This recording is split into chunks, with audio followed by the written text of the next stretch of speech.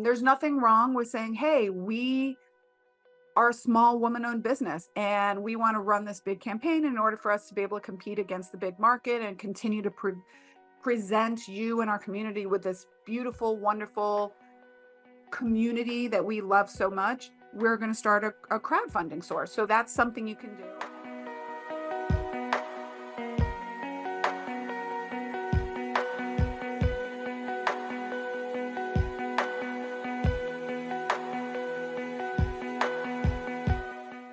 Hey there, everyone. Thank you for joining me for another episode of the Female Empowered Podcast. I am your host, Krista Gurka, and I'm going to get right into it today. I have a great episode for you today. And what we're going to be talking about is how to stand out in a crowded market. So, a lot of people will think to themselves, there's so many yoga studios or so many Pilates studios, or there's a club Pilates opening down the street for me, or there's like a franchise yoga place or another boxing concept. And so how do I stand out in a crowded market? And so one of the things that is common terminology in our industry and basically in the world of marketing in general, we talk about red ocean strategy versus blue ocean strategy. Okay. So the red ocean strategy is the examples of what people call red ocean strategy is when you're like swimming in shark infested waters. And that's why it's red, because sharks are biting everything. There's blood in the water. That's where you're in a super, super saturated place. But if you continue to swim out into the blue ocean, and so everything you want to think about when you're marketing and how to stand out in a crowded market is how do you take advantage of a blue ocean strategy? So today, what I'm going to talk about is what are some of the challenges that boutique fitness and wellness and small business owners are facing today, and very actionable, tangible steps that you can take and implement tomorrow if you want into your business. So stick around, listen to this episode, and you're going to walk away with so much valuable information. Okay, so let's start with, what does the market currently look like for boutique healthcare, wellness, and fitness? Okay. And when we talk about boutique healthcare, wellness, and fitness, we're talking about brick and mortar businesses that sell Pilates services, cash-based physical therapy, massage, chiropractic, yoga, bar, spin, cycle, boxing, or any combination of above. All right. Now, prior to 2020, boutique fitness was on the rise. Okay. Significant increases in boutique fitness, and they were expected to continue to grow till 2025. And then March 2020. Okay. So that significantly affected the 10% year over year growth that was expected, especially when the boutique fitness industry came to a screeching halt. All right. Now, coming out of 2020, 2021, and 2022, 47% of studio owners and managers say that they're now witnessing an upward trend in their market. Okay. We have found that 49% of small boutique fitness studios in the most recent Boutique Fitness Summit are once again back to 2019 numbers, and over 30% are now hitting profitable margins. I'm happy to report that Pilates in the Grove is out of the red, coming back from 2020, and we are once again profitable. We have now surpassed our 2019 numbers. Okay. 60% of boutique studios, fitness and wellness, are also talking about offering additional wellness services. Those are wellness, recovery, things like healthcare, nutrition, cold plunge, sauna, et cetera, in the next 1 to 2 years. Now, one of the reasons boutique fitness has really taken off is that social media influencers have played a significant role in promoting different fitness studios. So you can have social media influencers on platforms such as TikTok and Instagram.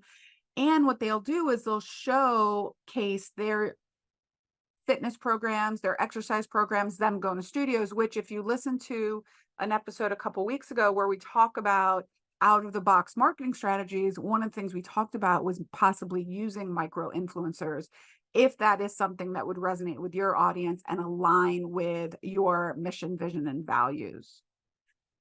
Some of the challenges that are faced with small businesses in this industry, honestly, I'm going to say the number one challenge is people just don't know what to do. They don't know what they don't know, and they don't know how to market. They don't know how to get their message out. They don't have a strategy.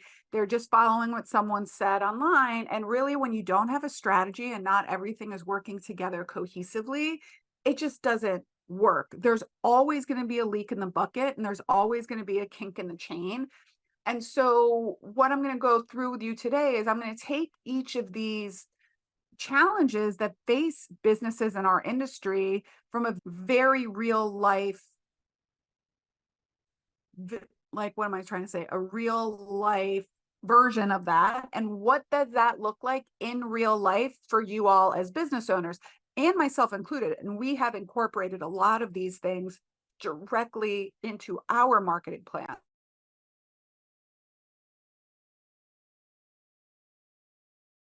Okay, so one very common challenge is, what is the competition like in your industry? Okay, so a lot of small business owners, we hear this a lot, is that they can't compete with big brands and big names like Club Pilates, which is a franchise, but each of them is individually owned. But the name Club Pilates, more people know because as a company, they're franchised, but each one is individually owned. So small boutique businesses have to compete sometimes with larger, well-known fitness chains that always usually have a significant marketing budget and more brand recognition. Now, one of the things I will tell you is, even though the name Club Pilates has more brand recognition, once again, they're all individually owned. And so that owner has to have a significant marketing strategy in order to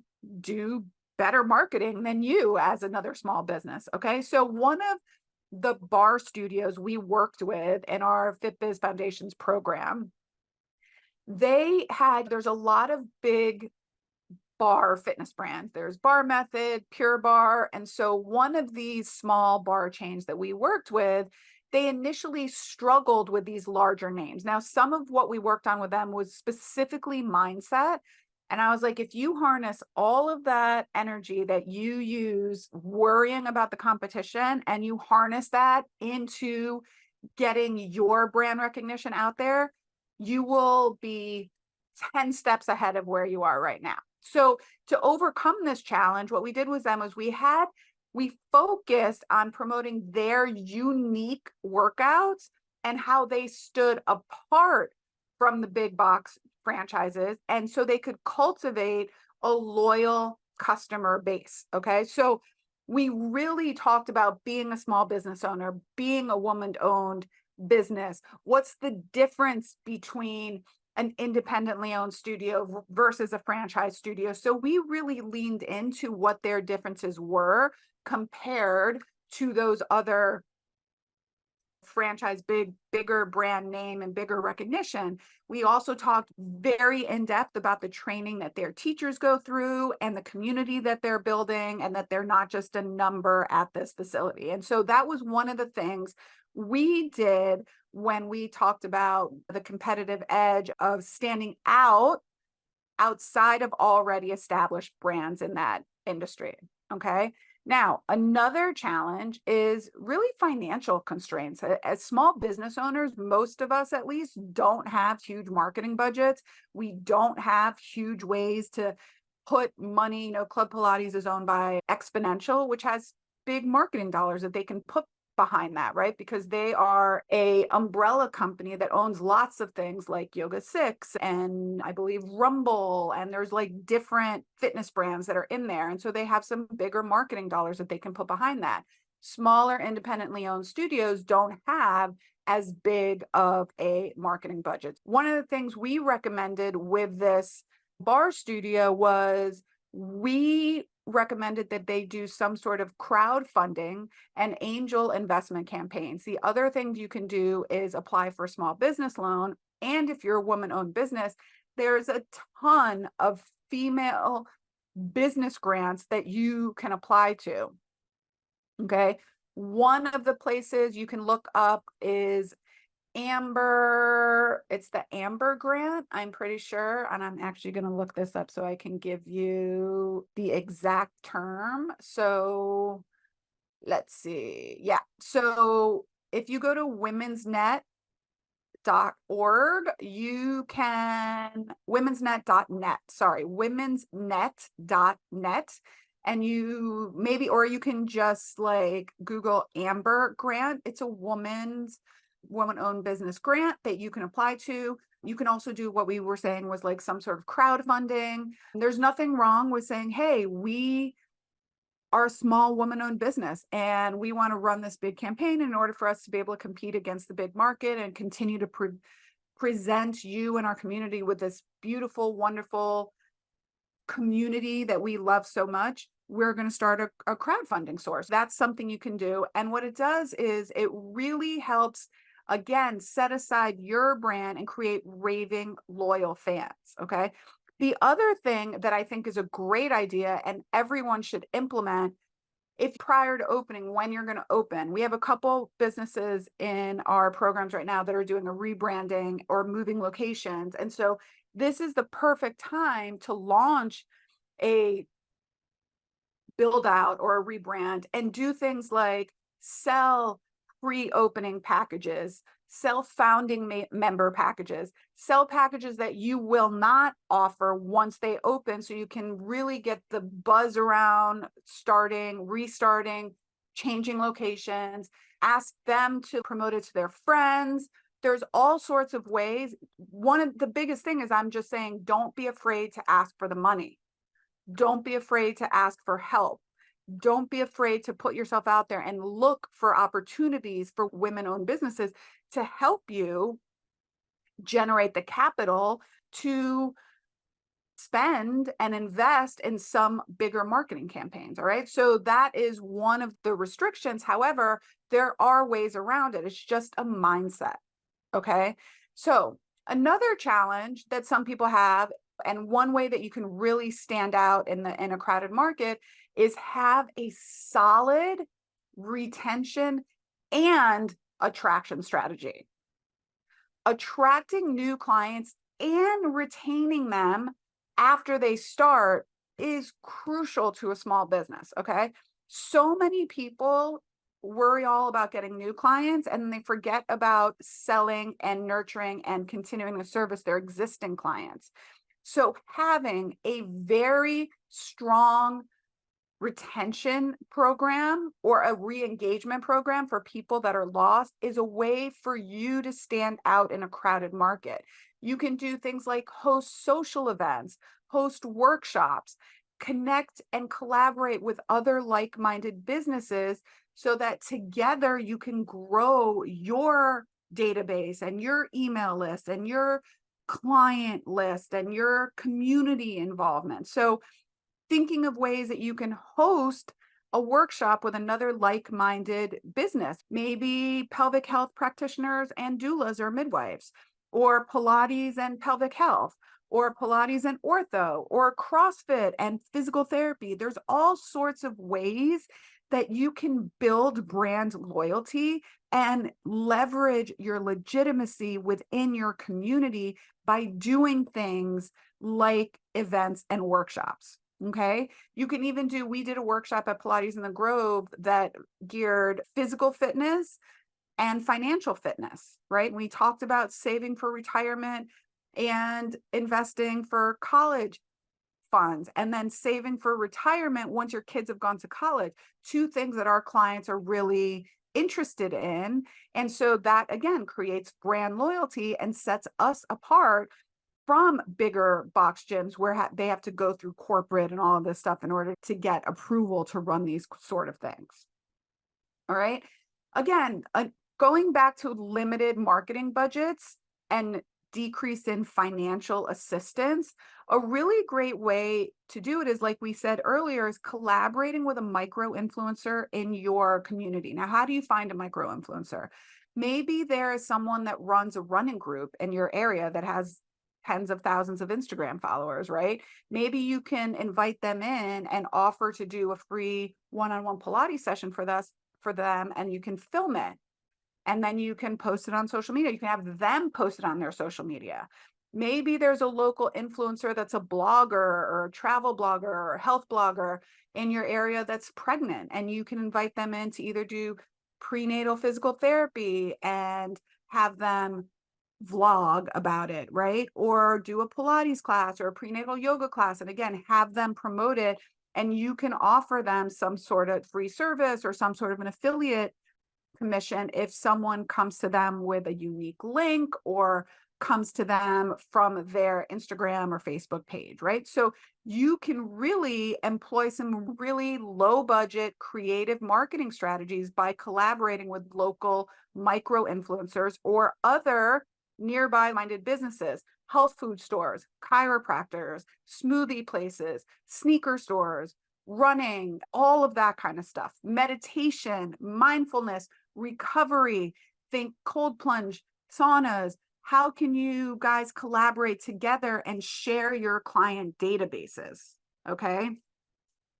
Now, what about things like seasonal fluctuations, right? At the time this recording is airing, we're coming to the end of our summer, okay, where some people have dipped. Now, a lot of people, one of the things I love so much is when we do our coaching calls in our groups, and we had one business say that she was at 100% utilization throughout the month of July. 100%.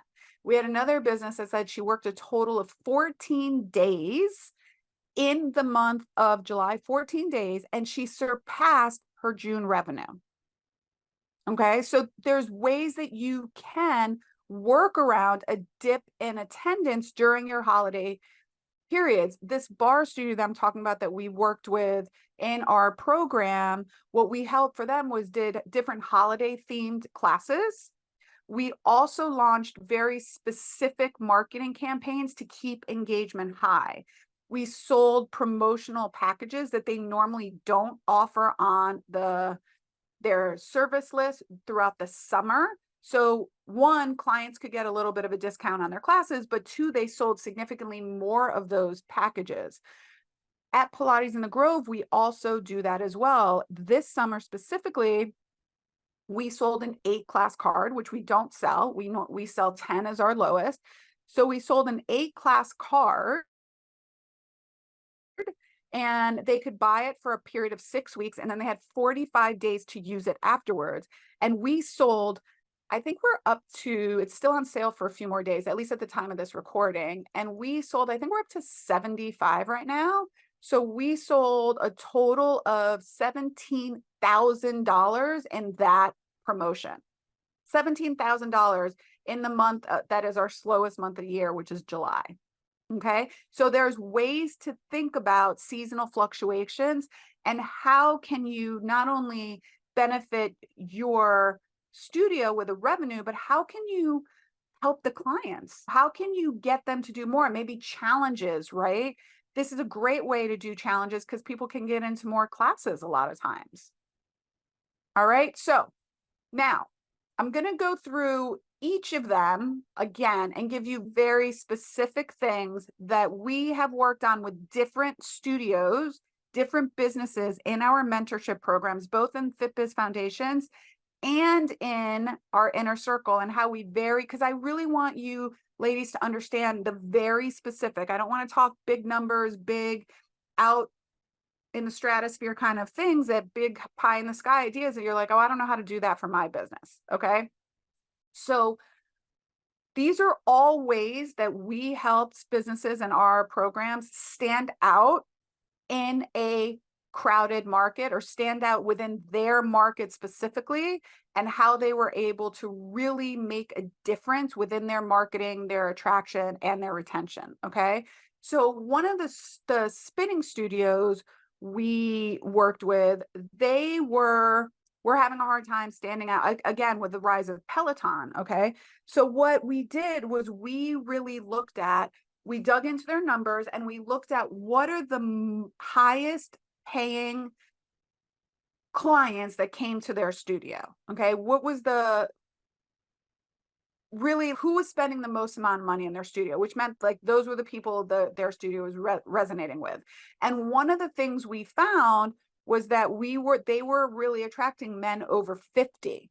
Okay. And so what they started doing in their messaging was really targeting men over 50. Now, that didn't mean that women didn't come or people younger than 50 didn't come, but they were able to really hit on that very specific niche market to differentiate themselves from the competition. So they weren't doing a typical generic spinning class. They weren't doing yoga and CrossFit and Pilates as well. They were spinning men over 50. Okay. And that really allowed them to create a loyal customer base in a very niche and targeted market. Okay. So when you see that there's a crowded market around you, niching down is actually better, right? Which is counterintuitive to what a lot of people think. Niching down is better because it really says these are the experts in this little niche. Okay. So if you're like, how can I identify my target market? All right. One of the things we did with a Pilates studio that was in our program was we used customer surveys. We had them prepare Google Forms or SurveyMonkey. I can't remember which one they use. I think I want to say Google Forms because I recommend Google Forms a lot. And we had them do very specific surveys and feedback, asking their clients about their unique preferences, their fitness goals, and the reason they chose Pilates over other forms of exercise. Okay. Then we were able to analyze that information based against their client demographics, such as how old were they, what gender were they, and where were they in relation to that studio specifically, like how far do they have to travel. So by understanding exactly who their customer was and why they were coming to Pilates, they were able to streamline their marketing efforts to a very specific and desired market. So they were able to really use their limited budget and their limited financial money that they could invest in marketing and make it very effective by going after very specific industries and target audience. Okay. So again, why it's important to go after target audience, why now that you how to find what's really important to your target audience, what are some strategies for tailoring your services to meet the needs of different customer segments. Okay. So we do this really well in Pilates in the Grove. We know exactly who our target audience is. And then within that audience, how do we differentiate and make every single person feel like we tailored our services specifically for them? Okay. So one of the other things we did, we work with a CrossFit gym specifically in our inner circle. And one of the things we did was we really separated and differentiated our services based on what the goals of the clients were. So whether they were coming in for weight loss, strength training, athletic performance, beginners, we basically called different classes different things, right? So we recommended that they revamp their schedule the same way we do at Pilates in the Grove. So we don't have beginner classes. We actually call them all levels because what we found was people don't like to be called beginners. So we have mixed level classes. Then we also have a back to basics class, which is our foundational class. We have advanced classes. We have Pilates for athletic performance. And so basically making it very clear to your different segments, okay, what is the right class structure for them and making it very easy for them to make a decision. Okay. The other thing that's really great that we've done with some businesses is we have tailored their messaging to their different demographic groups. For example, people in their 20s and 30s, and probably in 40s and 50, we've done a lot of text messaging because I don't want to talk to anyone on the phone. I'm too busy. Okay. But then for people that are like over 50 and into their 60s, we do very tailored messaging via email sometimes, okay? Because they prefer email. And we have done all of this based on really digging into the analytics of our unique business. And that's how what we do in our mentorship programs, we dig into your unique business, your clientele, because what works for me may not work for you, but we don't know that until we test it. Okay. So a yoga studio that we worked with, one of the ways that we were able to get them to stand out against their like big box yoga studios was we really created a very compelling brand strategy. So what we did with them was they had a very holistic approach to wellness, and we had them lean into that. We talked about this was a place for them to come for rejuvenation and self-discovery, a calming atmosphere that aligned with their individual's brand values. They offered wellness coaching and meditation.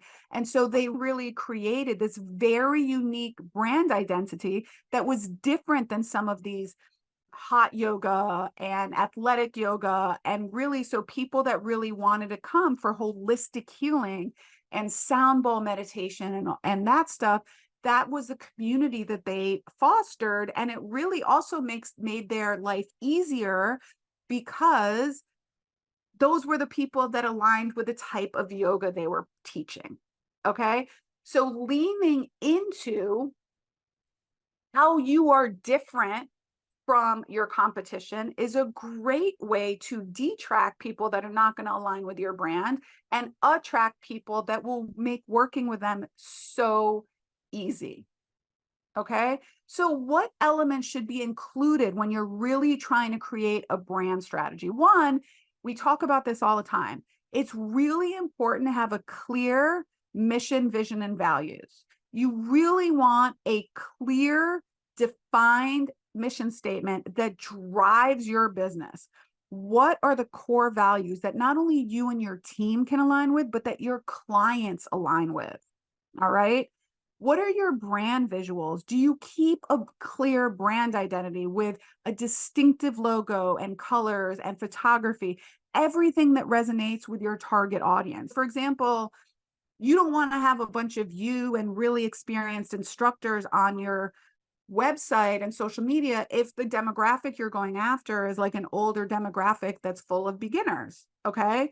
And you don't want to have a bunch of beginners on your website if you're going after like an athletic population. Okay. So it's really important that you clearly identify what your brand is and use that over and over and over and over and over again. Okay. At the CEO Summit that we are going to be holding in November, and registration goes on, it starts to be open, I don't know, probably by the time this recording airs. We are going to have a marketing expert that's going to come, and she's going to talk about, she's a chief marketing officer and brand identity specialist for the New York Sports Club. And she's going to talk all about the difference between branding and why branding is important and should come before marketing. Okay. So the other thing that I think is really important is how you are effectively communicating your brand message to your customers. All right. How are you effectively communicating them? And are you even effectively communicating that with them? So how do small businesses make sure that they're communicating their brand messaging effectively? All right. So one of the things we recommend in our mentorship groups is be consistent in your brand voice, in your messaging across all platforms. So social media, emails, blogs, website, in studio signage. Use the same colors, use the same font, use the same, if you're doing filters on pictures, videos, okay?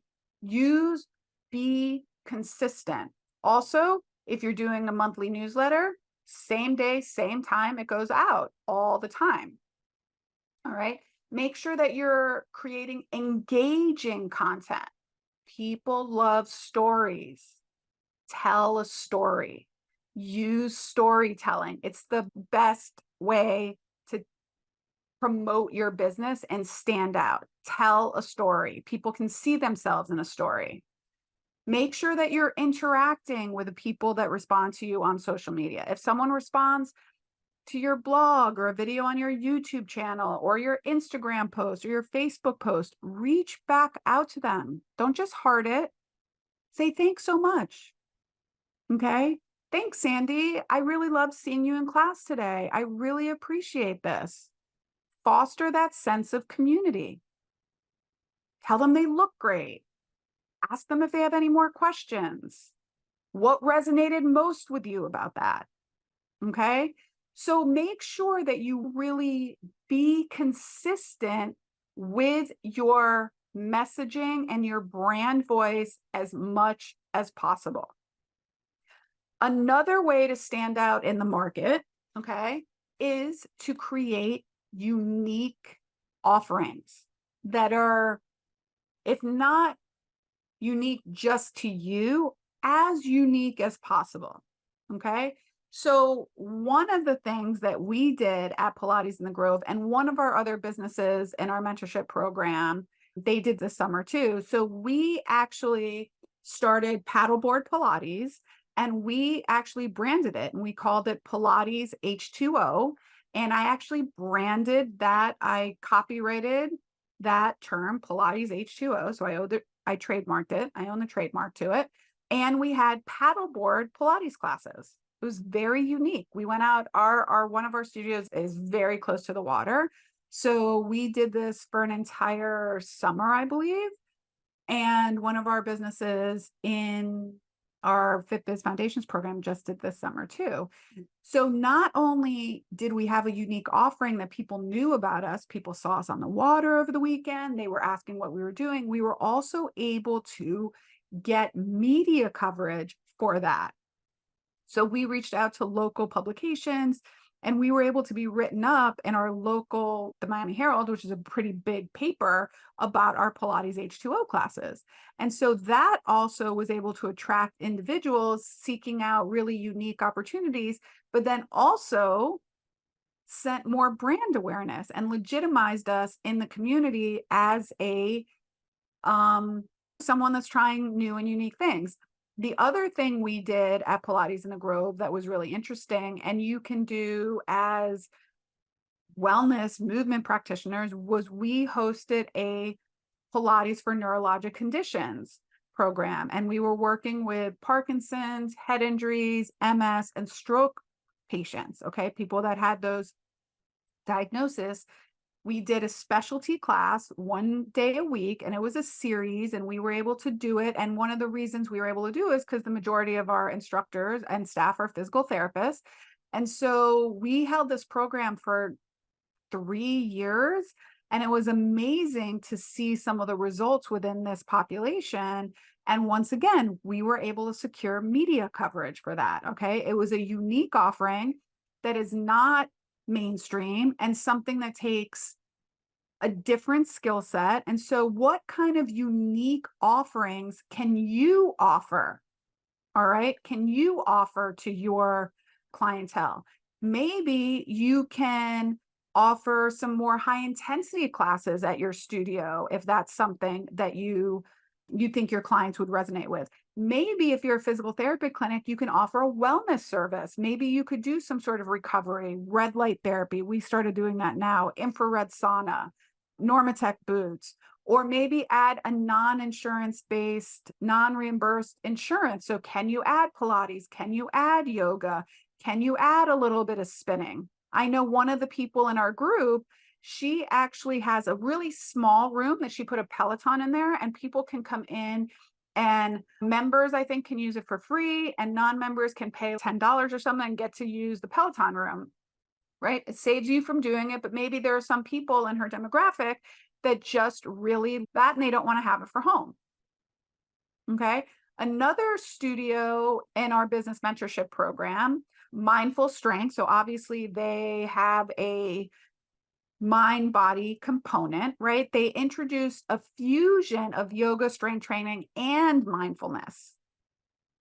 So their classes were able to incorporate traditional yoga, and they combined it with body weight and resistance training. So it was very unique. Now, there are purists out there that would be like, that's not yoga, or Pilates fusion, that's not Pilates. Okay, fine.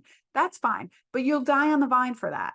Okay. Now, if you align with that and you want to be a purist, then that should be in your messaging, that you're purists. Okay. And people that are looking for pure work should come to you. Okay. That's how you differentiate yourself. But if people are looking for strength training and they don't want to do like the woo-woo of yoga, sometimes incorporating resistance training and body work while making sure to encourage clients to work on breath and body awareness and mindfulness maybe makes you very unique. Okay. So these are all ways, right? So to stand out in a crowded market, how can you stand out, right? This is where I'm going to review them again. You can test new and unique offerings. Do they sell well? Do they resonate with your ideal client? You can also use staying ahead of the innovation and industry standards. What are the next big things coming? Recovery. So maybe you can offer recovery services. If people are already at your Pilates studio, maybe they'd love to stay for a red light therapy session. Or maybe they'd love to go sit in the Normatec boots after their session, right? Can you stay ahead? The next thing is wearables. Is there a way that you can innovate some sort of technology between your exercise classes and a wearable? Maybe not. I don't know. Okay. So how can you also make sure to effectively communicate your brand message to your customers? Make sure you're consistent. Stay on brand. Okay. How can you incorporate a strong brand identity into your messaging and into your marketing and into your brand strategy? Making sure that you're speaking specifically to your niche down target audience and understanding what is really essential to them. Okay.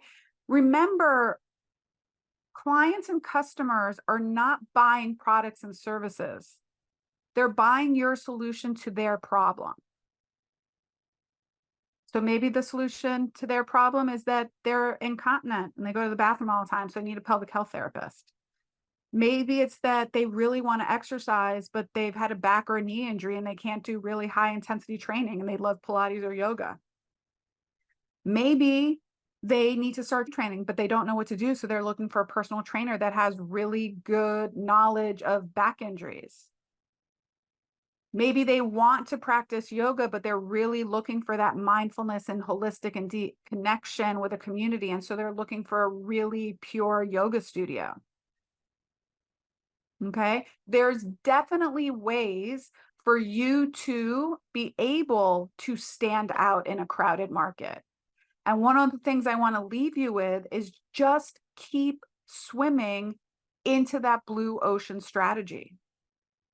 If you spend more of your time worrying about how you are unique and you can get that message out there and less time worrying about the competition, you'll be much more successful.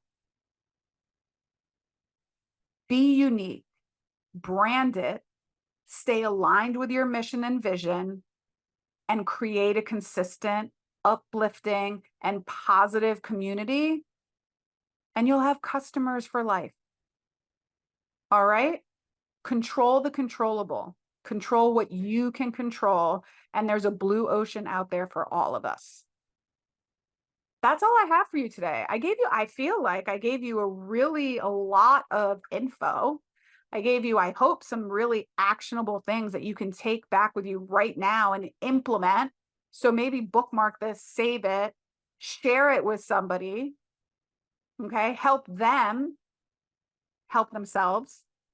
And let me know, DM me over on Instagram and let me know if any of these really resonated with you. And if you tried them, if they worked for you. And remember, things take time. They don't happen overnight. Things take time. Okay. If you are interested in coming to our in-person summit, the Beyond the Movement Boutique Fitness Business Summit. It's happening November 8th and 9th in Miami, Florida. Early bird registration is now open.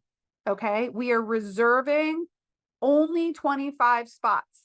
25 spots. All right. So if you're interested in coming and being a room full of women that is doing exactly what you're doing, trying to systematize, stabilize, and grow their business, and you want to be in the room with some really amazing experts, then go to the website, www.kristagurka.com/CEO Summit 2023, and check out all of the information. Early bird registration closes middle of September, okay? And then the price is going to go up a little bit, or until we sell out our 25 spots. So whichever comes first, okay? I hope you go visit it. DM me over on Instagram. Let me know what you thought about this episode. And until next time, my friends, bye for now.